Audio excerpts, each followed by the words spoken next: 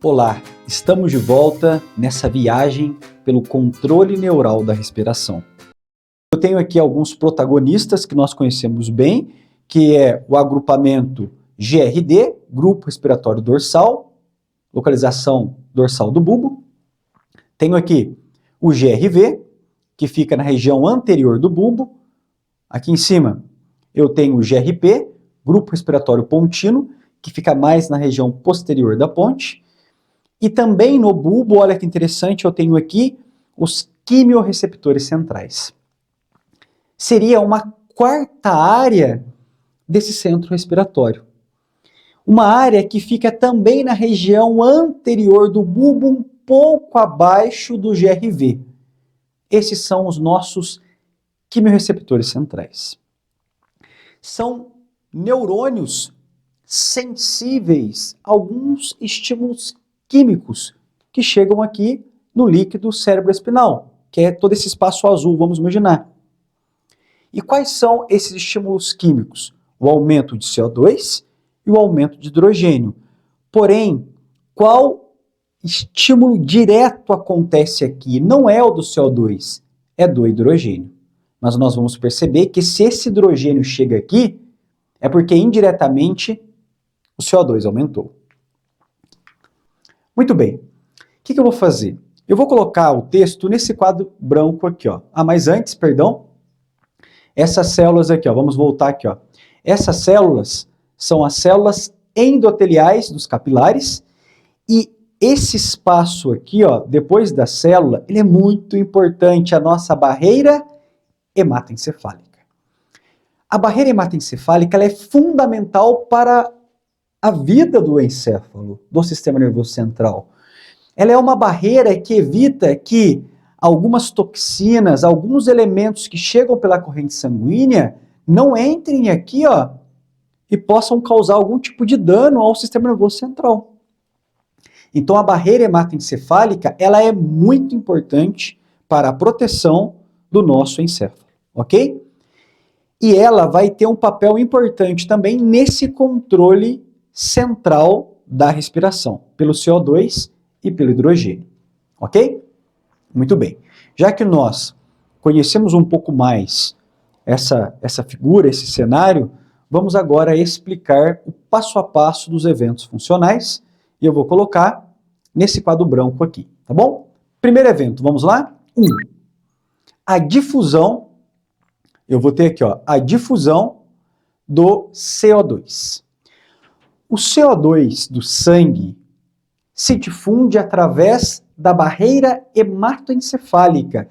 Então, a barreira hematoencefálica, ela é permeável ao CO2. E ele vai para o líquido cerebroespinal. Vamos ver? Então, aqui o CO2 no sangue. Olha ele no sangue. Esse CO2, como ele é um gás, ele vai, ó, atravessar a barreira hematoencefálica.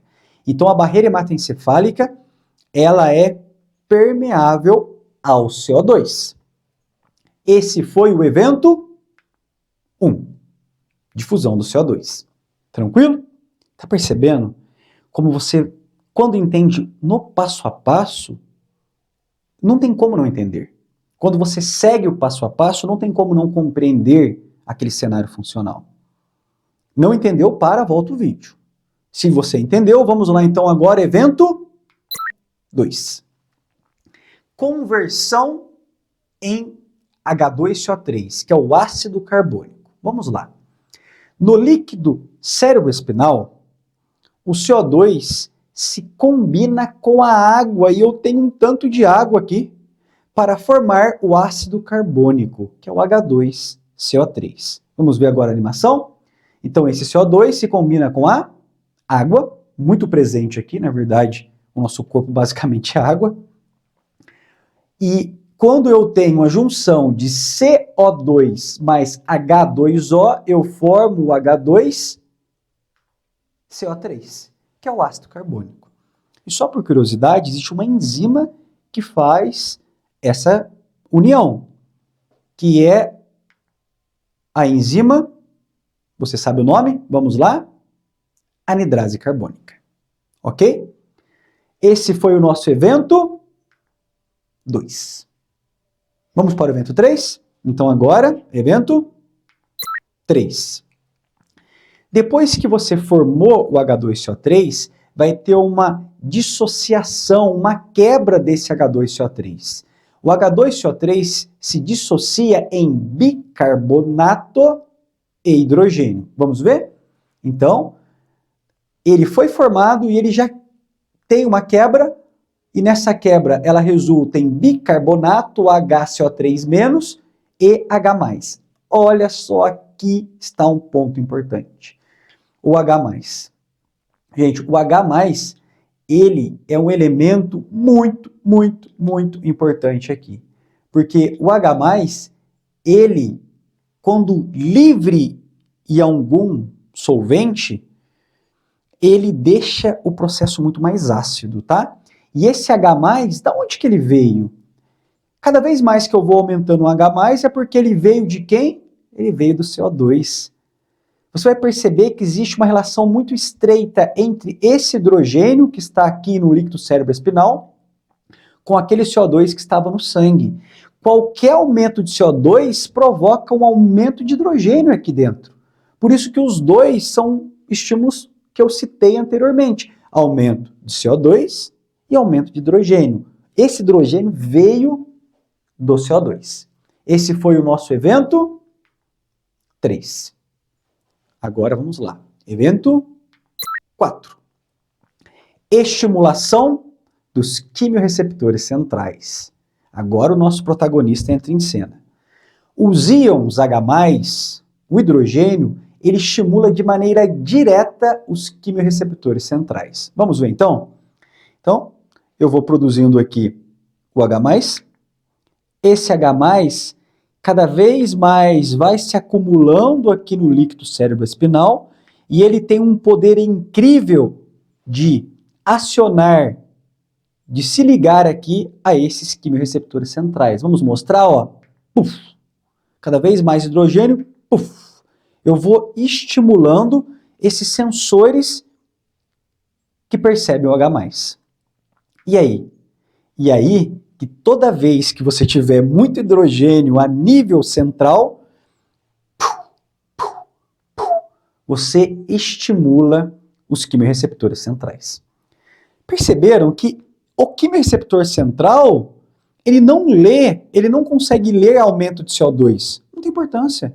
Porque o que ele lê é aumento de hidrogênio, mas se tiver CO2 em excesso, vai formar ácido carbônico que vai liberar hidrogênio, então de maneira indireta, ele está lendo sim o CO2, porque o hidrogênio veio desse CO2. Olha que mecanismo fabuloso. Esse foi qual evento? O evento 4. Vamos agora para o quinto evento. Regulação do grupo respiratório dorsal. Então, de alguma maneira, nós vamos regular esse grupo respiratório dorsal. Vamos lá. Os quimiorreceptores centrais interrompem mais cedo a rampa inspiratória, o que leva ao aumento da frequência respiratória. Então, olha só, olha que interessante. O GRD, ele vai ser controlado por esses quimiorreceptores centrais. Então, existe aqui ó, um contato direto entre os quimiorreceptores centrais com o GRD. É como se eles passassem a ditar um ritmo para GRD. O GRD, vamos imaginar que ele estava estabelecendo uma ventilação de 16 respirações por minuto, 16 RPM. Só que agora, o seu corpo, por algum motivo, começou a reter mais CO2.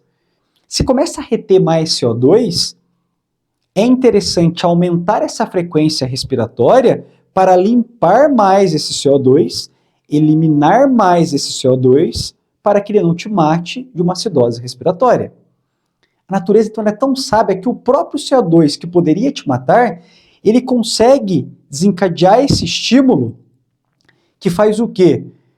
O grupo respiratório dorsal, ele tem uma rampa inspiratória que dura 2 segundos. 2, pum, seguido de uma expiração de 3 segundos. Então, cada evento respiratório dura 5 segundos, é muita coisa.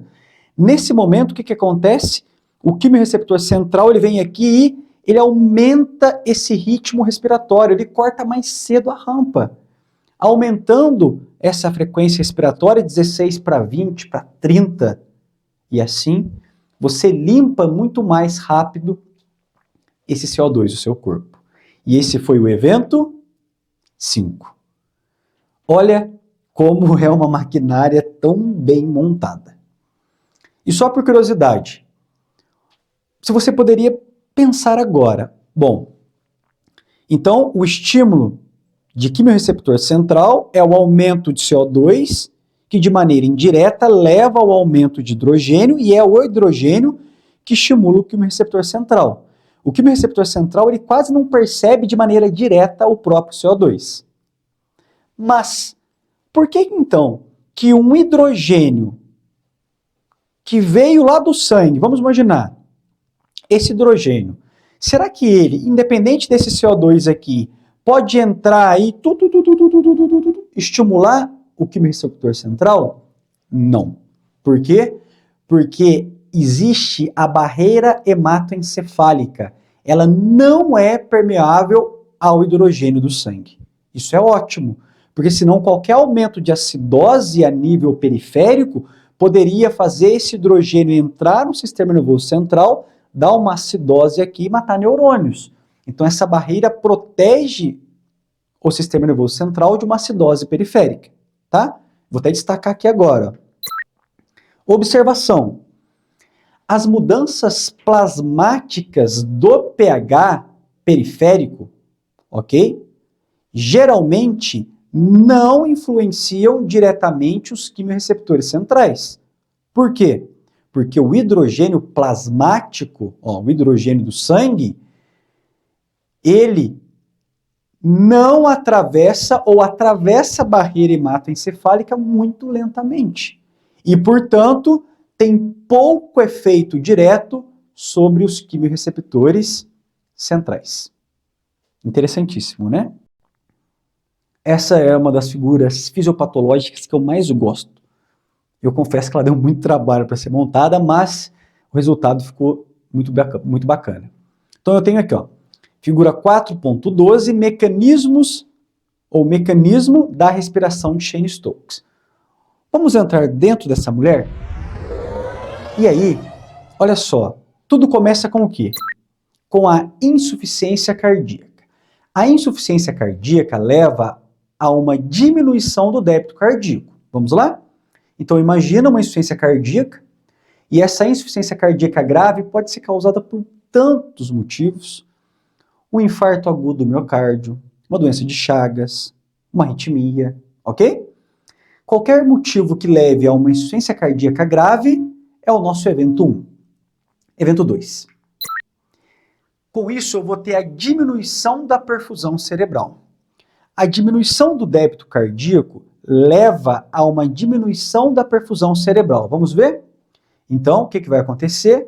Eu vou ter uma diminuição da perfusão cerebral. O que vai acontecer então? Olha só.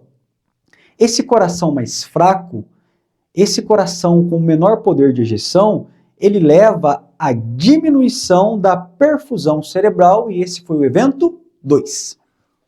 Evento 3. Com isso, eu vou ter um acúmulo de CO2. Como assim?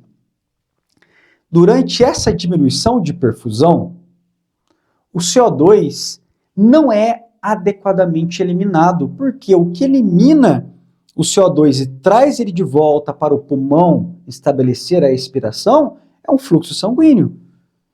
Se esse fluxo não se renova, se essa perfusão está lenta para o cérebro, também vai estar lento o que? A eliminação desse gás.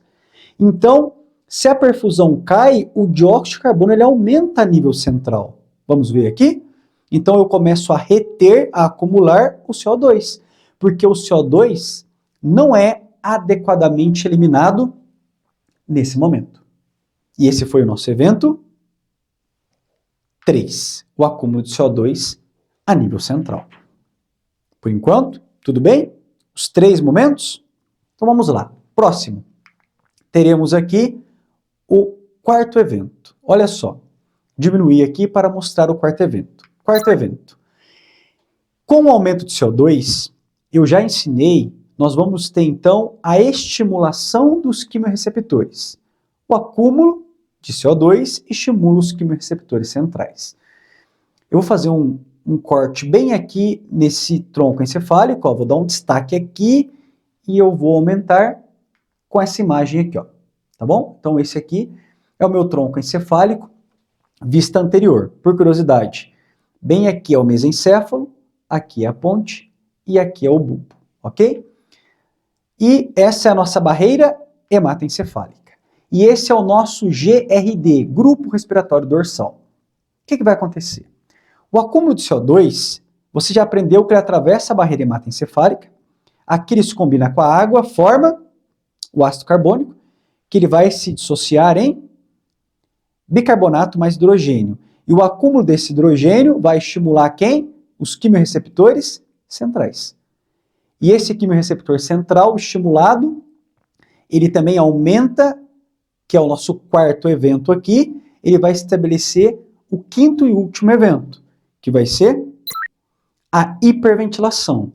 A estimulação dos quimiorreceptores centrais leva ao aumento dessa respiração, que vai ficando muito rápida e profunda. Então, olha que interessante. Esses quimiorreceptores centrais, a natureza fez com que eles desligassem mais rápido o sinal da rampa.